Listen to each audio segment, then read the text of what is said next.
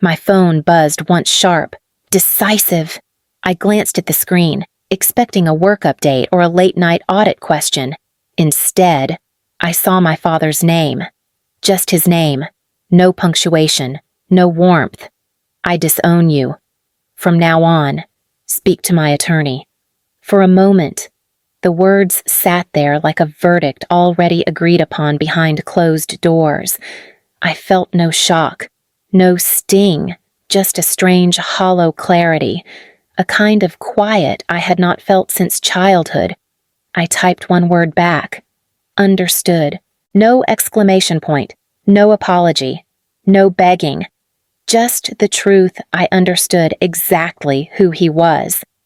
I set the phone down and opened my laptop. My fingers moved without hesitation, as if they had been waiting years for this moment. First, the house payment. For 4 years, I had covered the mortgage $1,950 every month. I navigated to the auto payment screen and clicked cancel.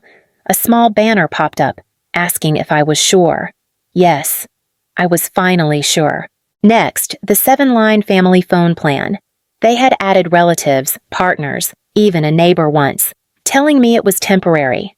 I removed myself, then closed the account entirely. Then the business line of credit I had co-signed for his crumbling supply company, $22,000 in debt tied to my name. I submitted the termination request and flagged the account for review, one by one. Every chain loosened.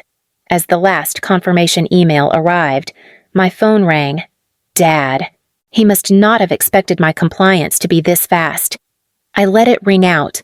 A second call lit up the screen. Mom. Then a third. Gideon. Then Rowena, my aunt. I pressed the phone face down on the table.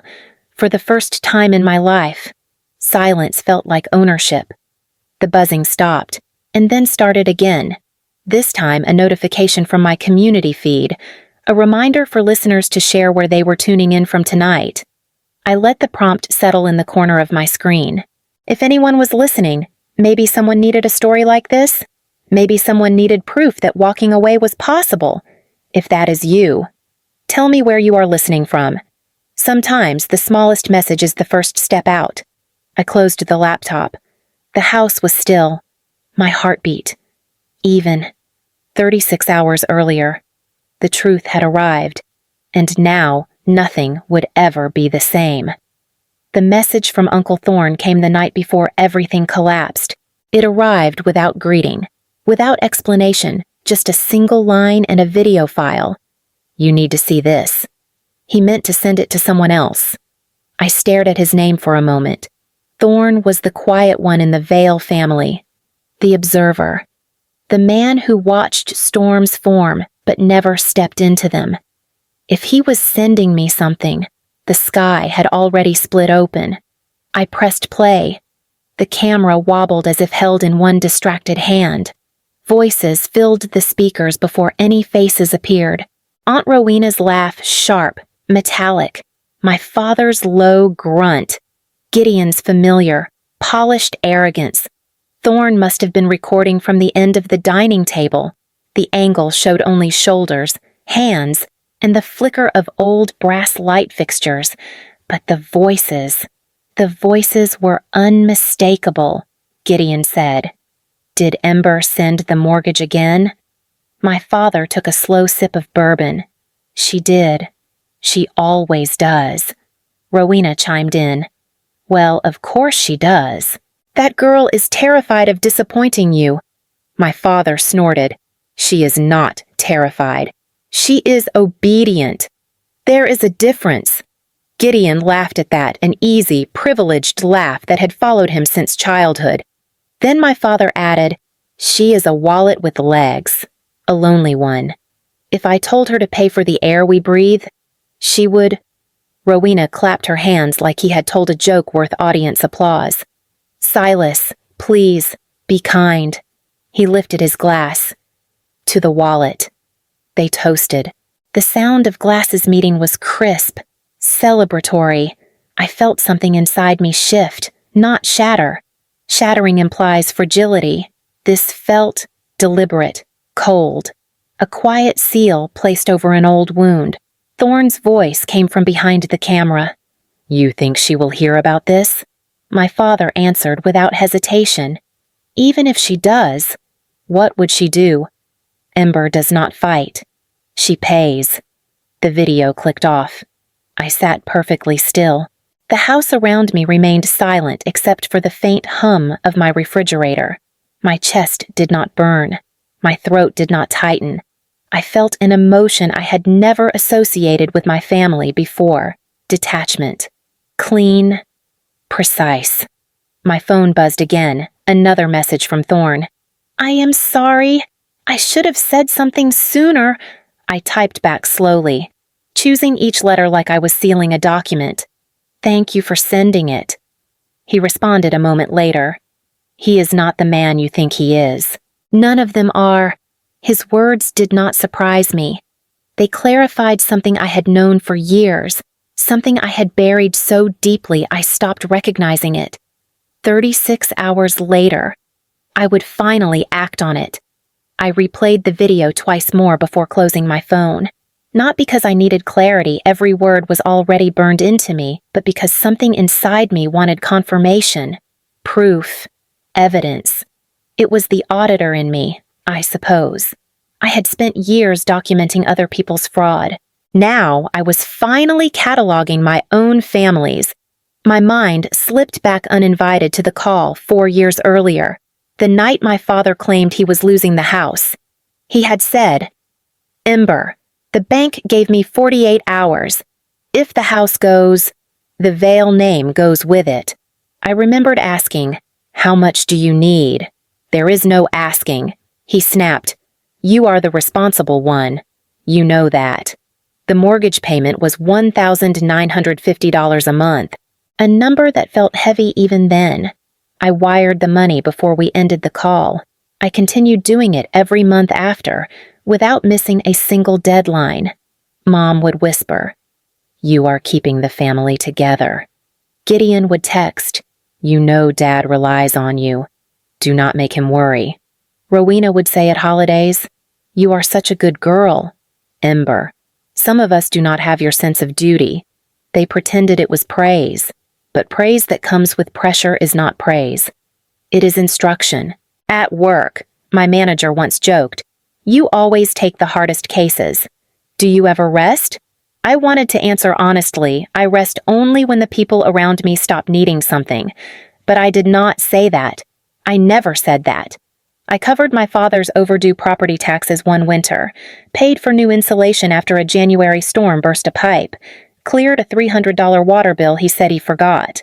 Every transfer was disguised as help. Every apology he gave was a promise it would not happen again. It always happened again. The night after watching the video, Uncle Thorne texted once more, "He has used you for too long."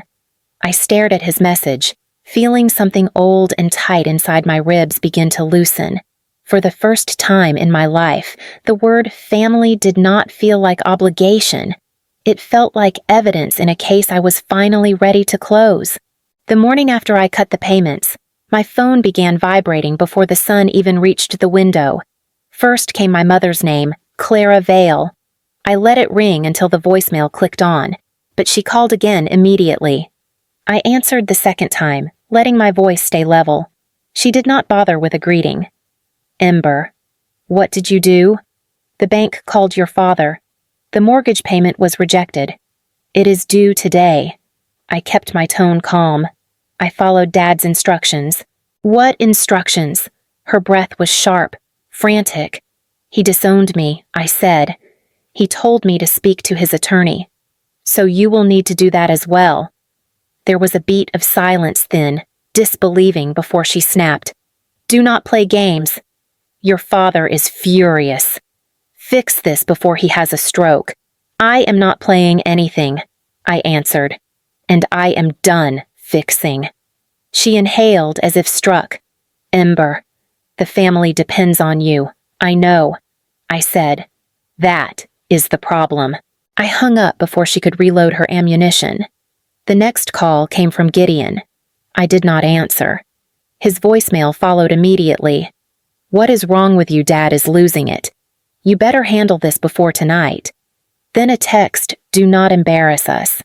Pay the bill. Followed by another, you owe this family. Rowena joined in a few minutes later. Young lady, whatever tantrum you are performing, stop it. Your mother is beside herself. I typed back exactly one sentence. I am not performing. Her reply arrived instantly. Do not be dramatic. I put my phone face down on the counter. The buzzing didn't stop, but something inside me finally did. None of them realized the script they had handed me my entire life no longer applied. I was not the obedient one. I was not the quiet fixer. Not anymore. 36 hours earlier, the final piece of proof had arrived, and this time, I intended to use it. I opened my laptop with the same steadiness I used on fraud cases at work. No shaking hands, no hesitation, just a quiet, deliberate purpose. The family had spent the morning calling me ungrateful, disrespectful, dramatic. They had no idea I was preparing something they could not dismiss with a voicemail. I created a new email. Subject line, Notice of Termination of Financial Support. Silas Vale. Before writing anything, I scrolled through my transfers from the last 4 years. $1,950 every month for the mortgage. A winter in Ashridge where I covered nearly $300 in unpaid utilities. A spring when my father forgot the property tax deadline, and I paid $1,300 to prevent penalties. Line after line. My life was there documented in numbers, dates, and silence. I began typing, to all recipients. This message serves as formal notice that I am ending all financial responsibilities I have carried on behalf of Silas Vale and the Vale family. I listed every payment, every date, every amount, then attached to the spreadsheet for anyone who wanted proof. Next came the video file to the wallet, MP4. I almost skipped attaching it, not because of fear, but because of something more complicated. That video was the final truth, and once I released it, there would be no pretending left. But truth is only useful when exposed. I added it. A knock sounded on my apartment door, 3 hard hits. Gideon's voice followed. Ember, open up! Dad is on the phone with the bank. You cannot do this. I did not move. I stayed in front of the screen. Another knock. Do not make this worse. Just fix the payment. I typed my closing lines. This decision is final. I will no longer be the financial caretaker of this family. Attached is context regarding recent comments made about me during a family gathering. Another knock. Louder now. Ember, stop ignoring me. I hovered my cursor over send. My father's voice joined his through the door, deep and furious. You do not walk away from this family without consequences, I whispered to myself. I already have. And then I clicked send. Everything turned silent behind the door. The kind of silence that comes before a structure caves in from its own weight. The email had been live for less than 2 hours when the first official-looking message arrived. The subject line read, Cease and desist. Immediate action required. The sender was a law office in Ashridge I had never heard of. The kind of small-town firm that survived off divorces, land disputes, and family grudges. I opened it. The tone was pompous, as if written by someone who believed big words could substitute for leverage. They accused me of defamation. They accused me of harassment. They accused me of intentionally harming my father's business and reputation. And at the end, they demanded I issue a public apology and pay damages of $65,000. My phone rang immediately after. I let it ring. A second call came Gideon this time. His voicemail followed, tight with panic. Take that video down. You do not know what you are doing. You could destroy Dad's whole career. Ember, take it down. Then, my father. If you think you can get away with this, you are delusional. Fix it. Today. I opened my contacts and tapped on one name I had saved a year earlier, but never thought I would need Dana Hale, a Denver litigator known for dismantling corporate fraud rings. She answered on the second ring. Ember. I do not usually get calls from auditors in the middle of the week. What is going on? I think my family is threatening a lawsuit they do not understand.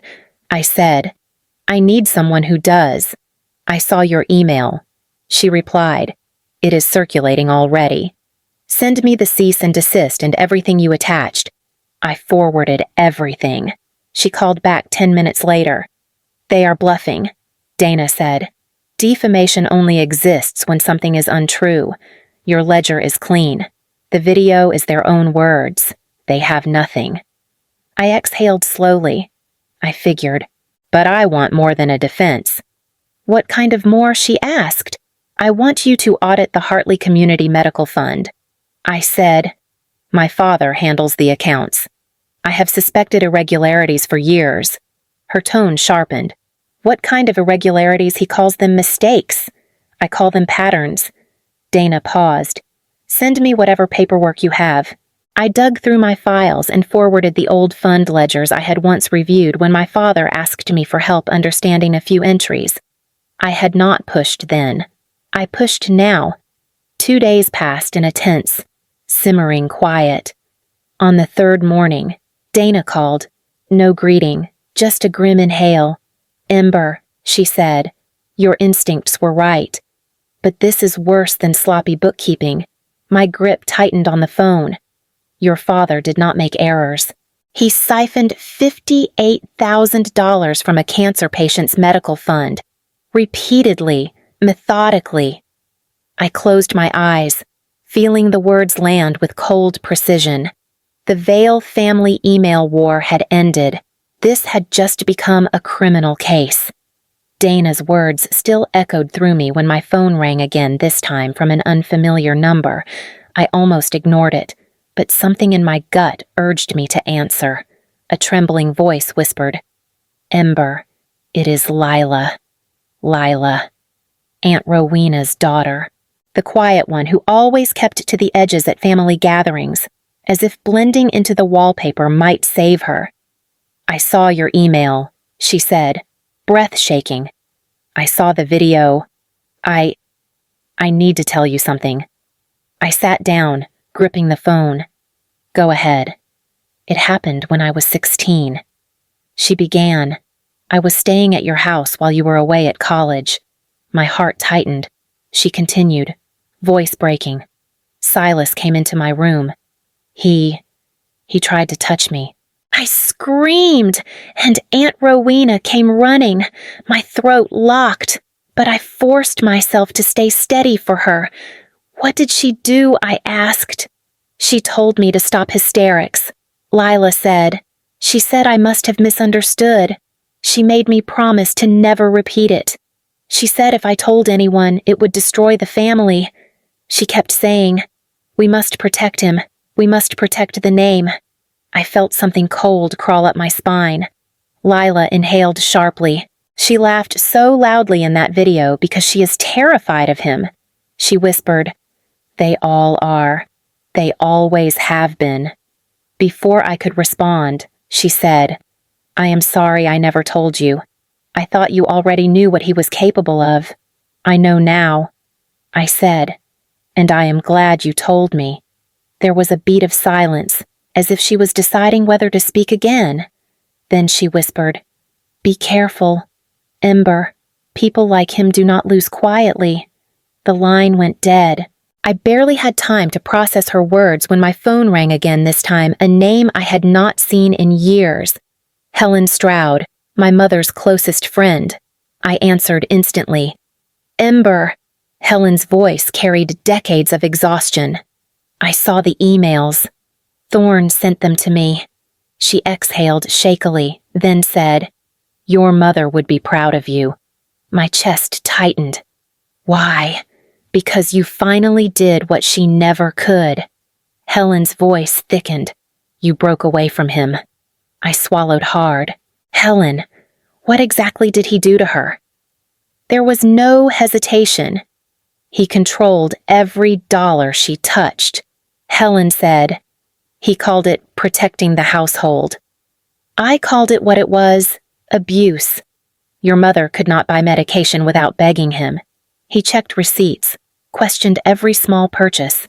He made her feel incompetent, helpless. I felt myself curl inward. She was not sick. Ember. Helen continued softly. She was drained, emotionally, financially, spiritually. Silas bled her dry long before her heart failed. Silence pulsed between us. Helen said, "You are not the problem, child. You were the next target." My hand shook for the first time since the video. Ember, Helen added gently, "Whatever happens next, you are doing the right thing." After she hung up, I sat there in the dim quiet of my apartment, the truth settling over me like ash. This was never just dysfunction. This was a pattern systemic, deliberate, generational, and I was finally breaking it apart. The storm broke the next morning. I woke to 14 missed calls, most from numbers tied to Ashridge. A flood of notifications followed screenshots, forwarded messages, frantic texts from people I had not heard from in years, all pointing to one thing: Gideon had gone public. I clicked the link someone sent. It opened to his long, rambling Facebook post written in that defensive tone he used whenever he felt cornered. "Ember is tearing this family apart," he wrote. "She had access to all of Dad's books for the Hartley Fund. Now $58,000 is missing, and she is trying to frame him. This is her doing, not his." My stomach tightened, not from fear, but from the staggering stupidity. He had written the number. He had admitted I reviewed the books. He had tied his own name to the missing funds. And worse, he posted it publicly, tagging half the Ashridge community. My phone rang, buzzing urgently. I answered. It was Dana. "Your brother just confessed on the internet," she said briskly. "He will claim it was accidental. It will not matter." I pressed a palm to my forehead. What happens now? "The Hartley family hired counsel overnight. They are filing a criminal complaint this afternoon against Silas and now Gideon for attempted cover-up. Through the line." I heard papers shuffling. Dana's tone softened a fraction. "This is no longer a family dispute. This is fraud, elder exploitation, conspiracy." Another notification pinged. Someone from Ashridge had commented under Gideon's post. Why would an innocent man need his daughter to take the blame? More comments followed, a tide turning, a narrative shifting. Dana spoke again. "Whatever your father built in that town is collapsing, and your brother handed the wrecking ball directly to the victims." I looked at Gideon's post one last time before closing it. The Vale name was no longer something I was holding up. It was something finally falling. The knock came just after sunset, 3 hard, uneven hits against my apartment door. I knew that rhythm. My body remembered it before my mind did. "Ember." My father's voice cracked through the wood. "Open this door. We need to talk." I stayed still for a moment, letting the familiarity of his tone wash over me. Commanding, impatient, used to obedience. The knocking returned, sharper. "Ember, please. They are saying they will arrest me. You cannot let this happen." I opened the door. Silas Vale stood there unshaven, hair disheveled, eyes rimmed red like he had not slept in days. Not the towering figure from my childhood, not the man who barked orders from the head of the table. Just a frightened old man facing consequences for the first time. He stepped forward as if invited. I did not move to let him in. "Everything is spiraling," he said, wringing his hands. "People are talking. The Hartley family hired some bulldog attorney. They want charges. They want restitution. They think I stole from that fund." I said nothing. "You know I did not mean for anything to look that way." He rushed out. "You know the books better than anyone. You are the auditor. You can tell them it was an oversight." I met his eyes. It was not an oversight. His face twitched. Ember, be reasonable. I need you to fix this. I reached into the folder I had prepared, the one I placed by the door hours earlier, because, deep down, I knew he would come. I handed him the document. He unfolded it slowly.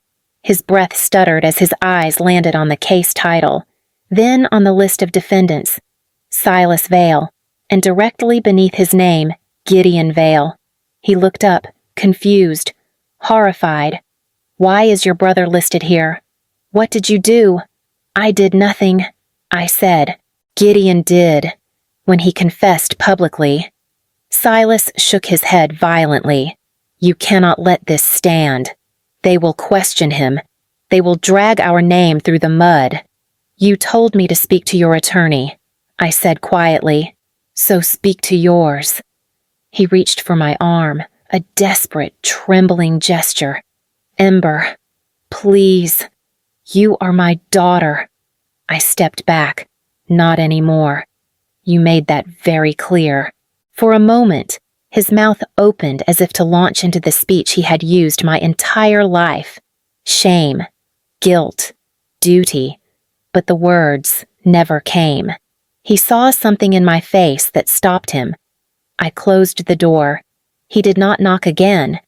The days that followed felt strangely still, as if the world was catching its breath after years of pretending nothing was wrong. Dana called first. It is done, she said. Gideon accepted a plea agreement. He avoided prison, but his license is suspended, and he owes restitution. His reputation is gone. There was no triumph in her voice, only truth. A day later, she called again. Silas was sentenced this morning. 2 years in state custody, plus repayment of the funds. I closed my eyes, not out of sadness, but out of something quieter, a release I had never felt before. The Vale house, our so-called legacy, was seized within weeks. Unpaid debts, liens, overdue taxes. It sold at auction to a young couple from Denver who wanted to restore a piece of Ashridge history. They did not know what history they were inheriting. Maybe that was for the best. At work, my manager called me into her office. Ember, she said, you managed one of the hardest personal storms I have ever seen, with more composure than most people could imagine. The firm needs someone like you. She offered me a promotion, senior forensic audit manager. I accepted with steady hands. That night, standing by my apartment window, the city lights blinking far below me, I opened the blog I had been shaping quietly for months. I named it The Ledger of the Forgotten, a place for people like me, people who had been designated the fixer, the peacekeeper, the wallet, the shield. I wrote my first entry, not about revenge, about survival. Before posting, I added a line at the bottom, simple, honest, an invitation rather than a plea. If any part of this story feels like your own, tell me where you are listening from. Sometimes the first step out is letting someone else know you are there. I hit publish. The silence in my apartment was deep and warm, a kind of quiet I had never known. Not punishment, not control, just peace.